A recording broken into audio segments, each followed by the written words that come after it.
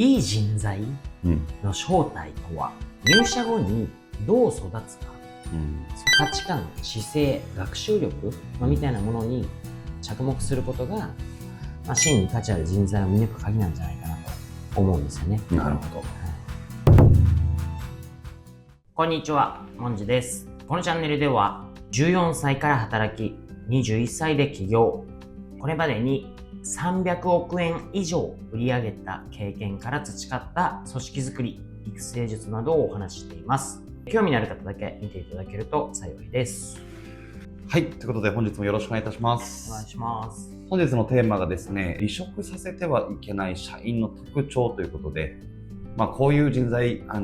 職させてはいけないよみたいな、もうちょっとの中で何かあれば、ぜひ教えていただけますと幸いです。はい。私的にはですね、はい。人の本質を見抜く力と、育成におけるマインドセット、みたいなテーマでちょっとお話しできればと思います。ぜひお願いいたします。もっと砕けて言うと、いい人材の正体とは、僕からすると、採用と育成における本質的な判断軸みたいな話かなと思うんですよね。僕いつもこう言うんですけど、ドラフト1位は本当に活躍するのかと。この人めちゃくちゃいいです。いい人が採用できました。この人採用できて本当に良かったです。こんな話をマネージャーから報告を受けることがありますと。もちろん悪いことではありません。でもふと思うんですよ。その評価半年後も1年後も変わらないんだろうかなと。実際最初にいい人材だと思われた人が半年経ったら1年経ったら、極端な話辞めてしまったり、逆に成果いまいちだなと、逆にですね、地味だった人、要は最初採用したりした時に何にも言われなかったような人が将来リーダーになることっていうのも数多くあるんですね。でこの違い何なのかと、これは自分自身の長年の疑問でもあったんですよね。考え方を変えてみまして、野球が好きなんで、これプロ野球のドラフト制度に似ているなと思うことがあったんですよ。プロ野球って、ドラフトするんじゃないですか。ドラフト1位で入団した選手が全員活躍しているのかと。確かに。そんなことはないですよね。そうですね。当然下位指名とか、なんなら育成枠から球界を代表するスター選手が生まれることもありますと。もちろんドラフト1位とかで期待されて入った人もそのままスターになる人もいますと。でも多分統計的に取ると下位の選手の方が確率論的には活躍してる気がするんですよね。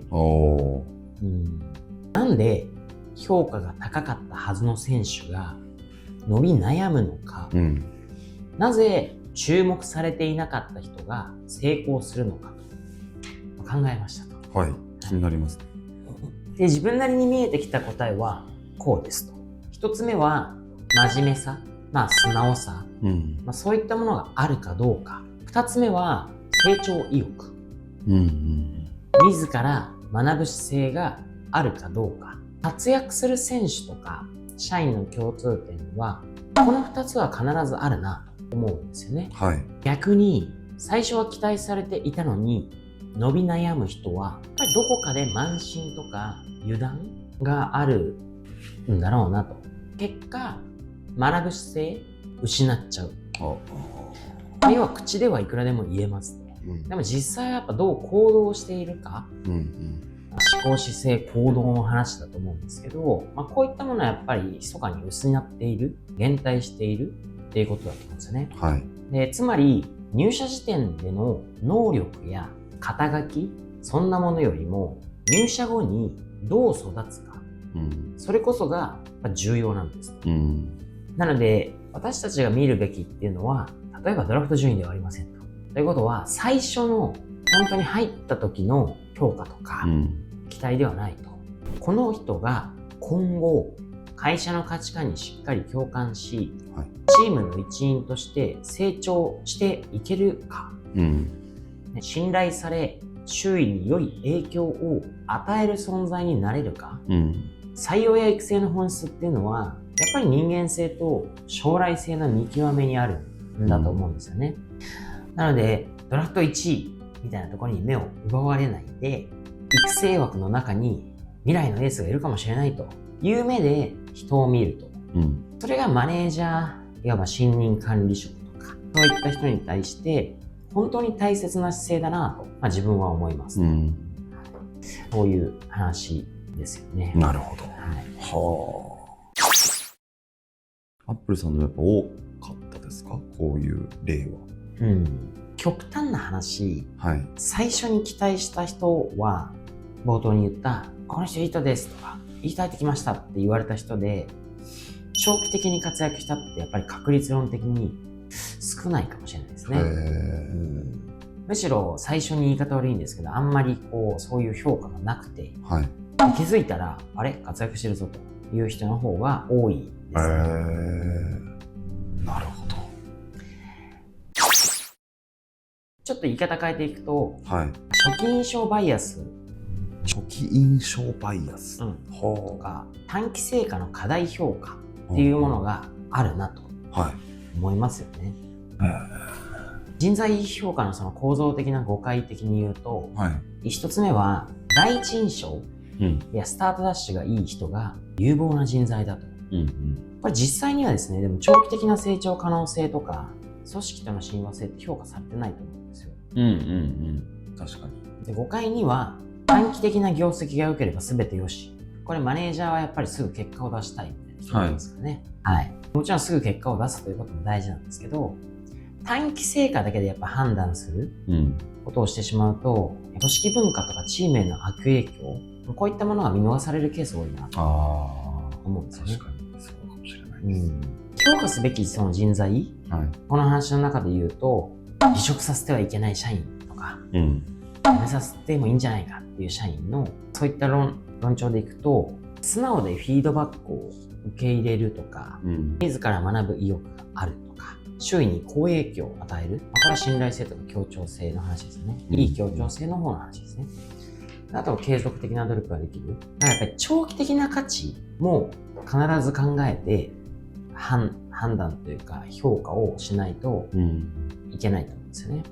一見有能でも見極めが必要な人材の特徴、これ逆に言い方変えると長期的リスクはあるのかと。大体こうパターンでいくと自己評価が高くて多責傾向があるとか、初期成果に慢心し学ばなくなる、組織文化にフィットせずなんか意外と周囲との摩擦多いよと、こんな感じ意外とあるなと思うんですね。確かに。なんで信任管理職とかマネージャーへの示唆とすると、採用とか評価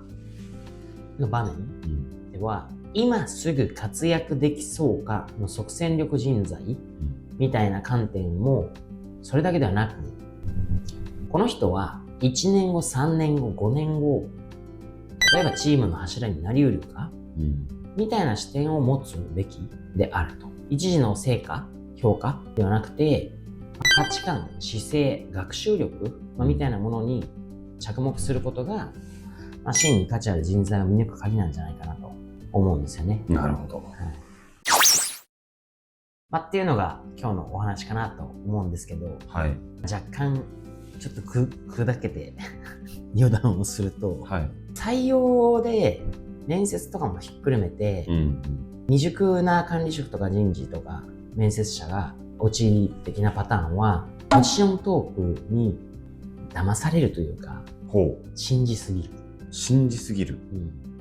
そういう人はやっぱりいい意味でも悪い意味でも口がうまい。だからすごく自分の中でバーンと評価がまだ実績何もないのに上がっちゃう傾向がありますよね。なるほど。逆に言い方を変えてみればいいのかな。例えばじゃあプロ野球選手の話の時に、僕はそんなにね野球が上手いわけでもめちゃめちゃマニアックなわけでもないんですけど、シンプルに考えた時に、要はドラフト1位とかっていうのはある意味その時点の能力に対する、その時点の能力や実績に対する評価ですよね。例えば高卒だったら18歳、大卒だったら22歳みたいな。それってじゃあこれまでの実績を見た上の現状の能力を評価してって感じ。はい。だけど、じゃあ、下位選手って、下位指名とか育成は何なんだっていうと、それまでの実績は乏しくて、能力もそこまでではないと判断されている評価ですよね。確かに、そうですね。でも、多分優秀なスカウトや、はい。下位とか育成でも活躍してる人は、ポテンシャルがあると思うんですよ。例えば分かりやすく言うと、体がものすごく大きい。でも、線が細いから、まだやっぱりこう、球遠く飛ばせないとか、早く投げれないとか。または、じゃあすごいフィジカル、背が高いとか、体が大きいんだけれども、適切な指導を今までいい指導を受けてこられてないから、そのポテンシャルを持って、ちゃんとした指導をすれば、この子は伸びるとかですね。あとはやっぱり、真面目かどうか結構重要だなと思ってますよね。なんでかっていうと、ドラフト1位で活躍している人は、どういう人がいるかなって、僕の中で思い浮かべてみたわけですよ。これ絶対ね、やっぱ真面目な人なんですよ。極端な話、本当に真面目で素直な人って、うぬぼれないですよね。油断がない。なるほど。大谷さんとかもそうだと思うんですけど、どんだけもてはやされようが、真面目じゃないですか。確かに。はい。で、昔の年代だとね、例えばじゃあ、桑田とか、ハッサンとか、ね、そういった人真面目だなと。ちょっとね、社会人にこれ置き換えると、ちょっとお金稼ぐとすぐ遊んじゃう人とか。プロ野球選手もそうですよね。いきなりね、大金を経て、で、大人の世界に入って、いろんな誘惑があって、でそこにこう、欲望に振り回されると、大事なことをちょっと失いかけちゃう。真面目に練習しないとか、ね、最悪の人だと二日酔いとかね。二日酔いでも別にいいんですけど、でも大事なことは、自分が何をしなければならないか、どうなりたいか、みたいな話だと思うんで、だから、なんでしょうね、もう本当に皆さんから考えたらね、大谷さんがそれだけのお金を稼いで、とんでもないお金を稼いで、ね、もう別に働かなくたって生きていけるし、ね、死ぬほど贅沢もできますよね。でもしないじゃないですか。確かに。そういうような真面目、素直さと合わせてやっぱり成長意欲、こういったものの本質をちゃんと見て、この子は伸びるというふうに見れると、めちゃめちゃ見る目があるということになるんだなと思うので、今日の話を元にですね、しっかりと目の前だけではなくて、この先のことを考えて、しっかりと真面目さ、成長意欲、こういったものの本質をやっぱり見極める力、それが結局人間性と将来性の見極め、これが採用や育成の本質だと。なるほど。はい、いうことになると思います。はい。奥深いお話ありがとうございます。今日は以上になります。最後まで見た方、少しでも気づきや学びがあった方がいらっしゃってくれたら嬉しい限りです。ありがとうございました。